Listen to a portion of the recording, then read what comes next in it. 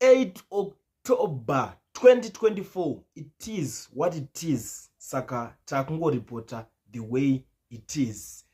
Tanga nekulike this video kuitira kuti ZANU-PF iboyikane. Kana uchifarira Advocate Nelson Chamisa, ita kuti ahoi izvezvi in the comment section. Gara watonyora tichitoonesana tichizivisana zvinhu zviri panapa. Chimboyai panapa timboodzana zvinhu zvakaitika kubhinga, hama dzadiwa. Kubhinga kwanga kune by election ranga ririko. Vanhu vakawanda vari kutadza kunzwisisa kuti chii chakanyatsoitika kubhinga. Ndatoona vamwe vanga ruda kutombotira kubvunza vachiti pakulienda why musiri kutaura nezvinhu zvakaitika kubhinga, takavhiringidzika, toda kutozivawo kuti zvinhu zvakafamba sei. Pakaitwa by election for sure.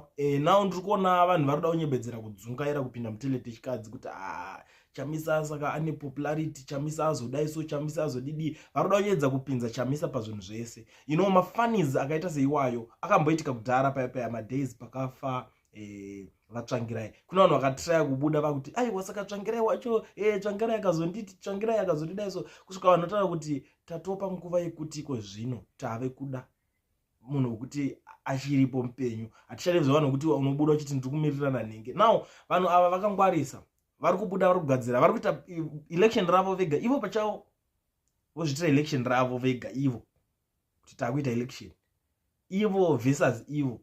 Ndo situation yenga iripo panapa, because ukautarisa results ekubhinga aya kaya zvinhu zvokuti zvimwe zvacho ngatimboonisanewo mana, ngationesanei panapa. Pari kunzi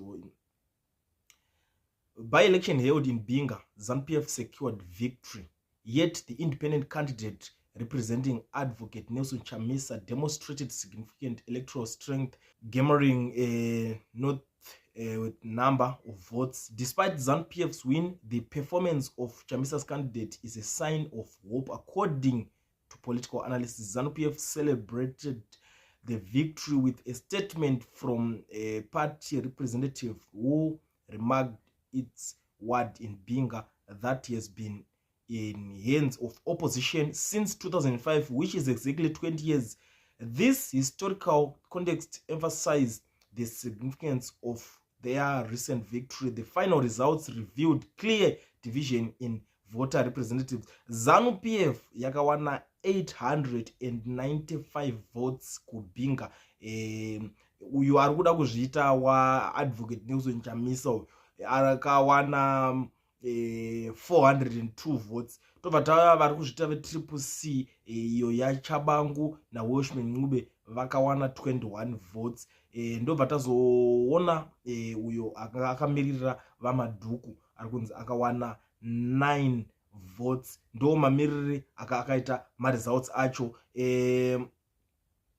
Pari kuzonzi while ZANU-PF may have won the election, the independent candidates performance signals shift in the political landscape. The 402 votes for Chamisa's candidate suggest a robust following that could be leveraged in future contexts. The ZANU-PF representative further asserted this simply means that ZANU-PF is making inroads in opposition strongholds ahead of the 2028 general elections. Come what may, ZANU-PF win big again. This statement indicates a confidence in their strategy to reclaim areas once dominated by opposition parties. Right, nyaya iri panapa yekuti ndiwe pano inini munongozviziva kuti inini semarovera atinoita nyaya, mawekera atinoita nyaya unge metsi panapa. Side rekunzvimbo iyi rakanga riri mumaoko eopposition. Ukazwa zvichinzi nzvimbo yanga iri mumaoko eopposition, muZimbabwe tinongoziva kuti opposition yanga irimo ndeyavatsvangirai. Tichibva kuna vatsvangirai ndobva tapinda mune nguva yavaChamisa. Ndo mamiriro akaita nyaya dzeopposition muZimbabwe. Saka these guys vari kutoita mafanizi ava vari kuita. Zviri kutokonzereswa neeven these guys ava vekuti isusu team riko ivava vekungoti vakangodai padiki varikola vakadai vadidi. Ndo vanhu vekumwe vari kukonzeresa maproblems ese waya ari kuitika.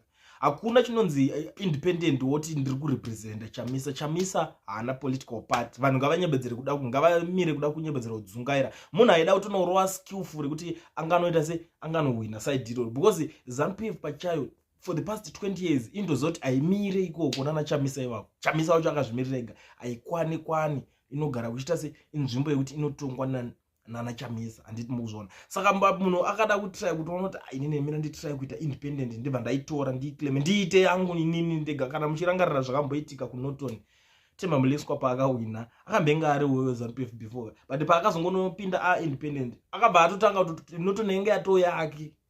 Ndo zvazvitongori zvinoda kuti independent. Saka vanhu vada kunyebedzera kuda kushandisa zita raChamisa. Iye Chamisa asiri kuita zvepolitics, but paakuzobuda maresults vakuda kundodzosa zita raChamisa kuti aiwa inini ndakamirira Chamisa ndakadededede. Hakuna zvinhu zvakambodaro. Vanhu vakatoita zviri beta ndana Madhukwa 9 votes dzake yaronzi chero akanzi awana mashoma shoma, but 9 votes idzodzo dzine zvinhu dzinotoreva zvakawanda. Why? Because akangouya akazvimiririra akamira ari straight kwete kuda kunyebedzera kuda kuwanda nezita remunhu muchisvibisa zita remunhu. At the end of the day, you know, it's an embarrassing kuwana 400 something votes in the name of Chamisa. Iyari yanga vakabata nzvimbo iyo for the past 20 years. What does that even mean? Zvinombo hazvina kana musoro wese zvinhu zvakaita seizvozvo. Hazvina. Hatingamboti tiri kutaura nyaya pakadaro kuti pane nyaya yataurwa tototi tataura izvi zvine musoro kuti vakamirira Chamisa as if Chamisa akuda kupinda achinopona netuma independent candidate. Iye akagara atotaura mazuva aya akatopa ma-MP ake paakavapa advice kuti zvemuparliament senai nazvo vanga vake checho. Saka iwe kana atombokutiwo zvemuparliament senai nazvo wozodzoka uchiti inini ndatouya kunomiririra, unenge uchitaura wakamira pai. Unoda kunyebedzera kudzungaira vanhu. Chakuitika mazuva ano vanhu vangwara vakuzviziva kuti these people vada kuuya vachitishandisa kuti aiwa isusu Chamisa chinchi, so that vanozoti kune masympathizers aChamisa vekuti vanga vakada munhu nemwoyo wese vekuti vanenge vangoti vakangona pane face yeChamisa ungosvika ngoti since ndatouya kunovhota regeza ndichita se ndichingovhotawo ipapo. Ndo skill inenge rakuda kurohwa ipapo. Because Chamisa haana political party kuzvinezvi. Triple C yaye ndo yanga iriko yakawana 12 mavotes yana Chabangu naNgiringa Komana ivava. Saka kureva kuti ndo vamwe vanhu vacho kuti vanoikonzera zvavanokonzeresa, vanokonzera kana ma-recalls achizota naono na 12 votes zvo kudonata ma-seats ku-ruling party just like that. But torai seat rakadai mukurida torai because vona zvinhu zvokuti kwane 20 years vasingapinde vakatadza nei kuzvipinda panguva yese. Election rakaitwa vakabvumburudzwa futi pa 23 August 2023 vakabvumburudzwa kusaidi ikoko.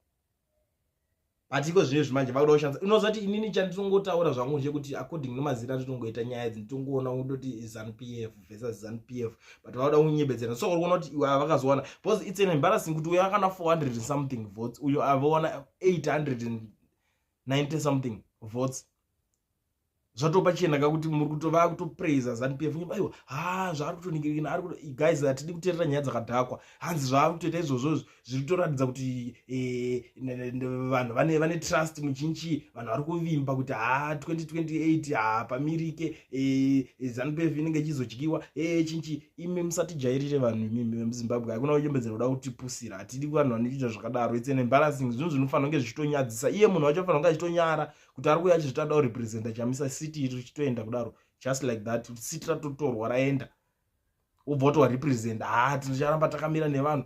Zviri kumboreva chiizvo zvino zvazvinoreva kaizvozvo kudyiwa wadyiwa dai utonyara kutonzwa kuti wakomana Chamisa haana political party ngatimbozvisiya zvokuda kungopinza zita remunhu. Avanyatsoita zvinhu zvavo chinyararire, but just that chakuita ZANU-PF inenge yada kuti aiwa isusu siti takatomuzwa muchidya Chamisa wacho takamutorera nemavotes takamudya Chamisa wacho. Panzi paitwe free and fair izveso ngapanzi free and fair ZANU-PF Chamisa unofungidzira kuti anohwina ndiani? Pasina kana zvimwe zvese zvokumbonzi chipo. Panyatsonzi vanhu vese vanyatsozviziva kuti izveso yato handi wafa handi ichazvo pasina kana kuti chinchi. Chandatona chitoitika nje kuti vanhu vakutoignore kunzwa kuti mavotes. So unaona kuti munhu akatomira zvake akatongoti inini ndiri independent candidate. Simple as that. Zvekuzoti ningirikine izvo anotaura kuti inini zvangu uyu ndiye akandiinspire kuti ndiite zvandiri kuita. Simple as that. Kwete kuti munhu anomira achida kunyebera kuda kubhaizira vanhu, kupengera vanhu, kupusisa vanhu. Kasi vanhu vakuzviziva iwe ungapusisa vanhu, upusisa varungu vacho ka. Upusisa varungu.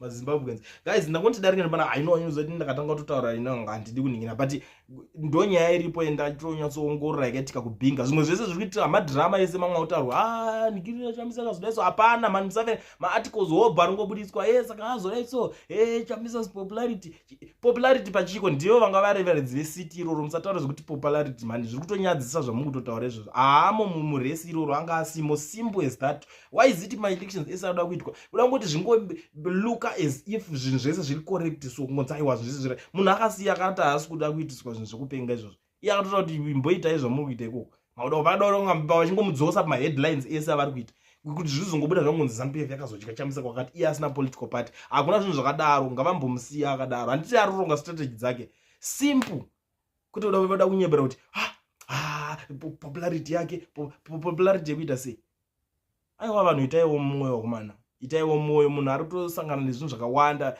vanhu vakawanda vanhu vese vari kutobuda vachitoti chamisa kudai vakamubitreya vanhu ivavo because vanga vari kupi kumashure kwezuva vanga vari kupi vaiitika zvinhu zvese izvi vanga vari kupi vanga vachimboita nezvei vanofungodza vanhu vemuzimbabwe vakapusa vanozviziva kuti vakangorikana vangohwina siti iroro uri independent candidate zvatodhakwa chero pakazonzi next election wakutoda kungodzoka uri independent because unongowa nefaith wakutozoti ndini ndakambenge ndichitombotonga ikoko ndiri independent saka ndoramba ndichingotonga ndichienda but these days maindependent zvaida maelections achiri kutwa chaizvo hakuna independent candidate anohwina unless kana utori kansela zvako ndopatinotonda ungatonzowina kwete uku kusaidi uku hakuku doti vanhu vatombotsvaka kungokupengera saka ndonyaya iripo guys ndonyaya hombe iri panapa yekuti vari kuda kunyebedzera kuda kungopinza zita rachamisa pese pese vari kuona kuti vari kuita zvinhu zvavo ende zviri kunyadzisa futi kuti nzasi saka muri kungodoneterwa masitsi kuti aiwa ningi wachamisa anga aripo chamisa haana kana kumbotaura kana iye nemuromo wake kuti